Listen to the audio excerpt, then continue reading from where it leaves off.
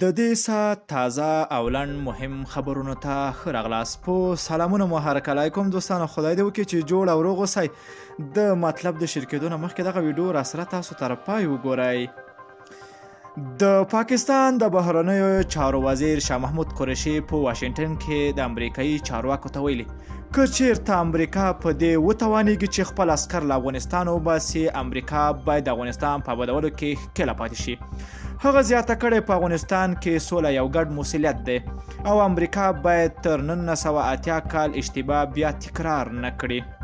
افغان کرکټ د 19 کلنو 50 اوریز نړیوال جام په لړ کې افغان لوبډلې په خپله لومړۍ لوبه کې د سویلي افریقا لوبډلې ته په 7 ویکټو ستره ماتې ورکړه. نننۍ بریا د ټولو هیوادوالو ته مبارک وي. ایران د ایران مذهبي مشر آیت الله علي خامنه‌ای نن د جمعې د لمانځه کې د خطبې پر مهال له خپلو هیوادوالو وغوښتل چې یو موټی شي. نوموړي وویل چې لویدیځ هیوادونه دومره قدرت نه لري چې ایرانیان مات کړي. خامنه‌ای په خپله وینا کې وویل چې د اوکراین الوتکه سقوط یو ترخه پیښه وه. کابل د کابل والي تر 2 اونو په کابل کې د ځمکو د غاصبینو لومړی خپور شي.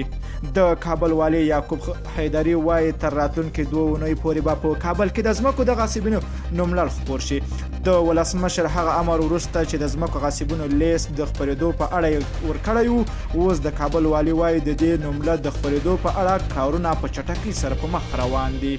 کابل صدیق صدیقي اوربند د حکومت او د خلکو یوازینۍ غوښتنه ده. افغان حکومت وايي اوربند با عزته او تلپاتې سولې ته د رسېدو یوازینۍ لار ده چې د خلکو او دولت ګډه غوښتنه ده. د ولسمشر ویان صدیق صدیقي پر خپله ټویټري پاڼه لیکلي دي چې سوله د افغانانو د دولت او د خلکو د نړیوالو متحدینو اساسي لومړیتوب دی.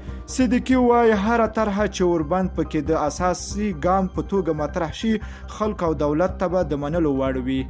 کابل افغان حکومت د کورنیو چارو وزارت ستر امنیتي مرستیال جنرال خوشحال سادات تېره شپه له دندې لرې کړه او پر ځای جنرال عبدالصبور کان اعلان کړ. خو په دې پریکړه افغانانو کلک غبرګونونه ښودلي دي او سخت غوسه شوي دي. افغان حکومت د جنرال خوشحال سادات د لرې کېدو علت لا هم نه دی په ډاګه کړی او نه هم رسمي اعلان کړی ده. دوستانو که چیرته مو خبرونه خوښ شوي نو لایک او شیر کړئ. که غواړئ له تازه او دقیقو خبرونه خبر شئ نو زموږ د لمر پریس یوټیوب چینل حتما د سره سبسکرایب کړئ. نور مو په پاک رب سپارم. الله مل شه. خو وخت درته غواړم.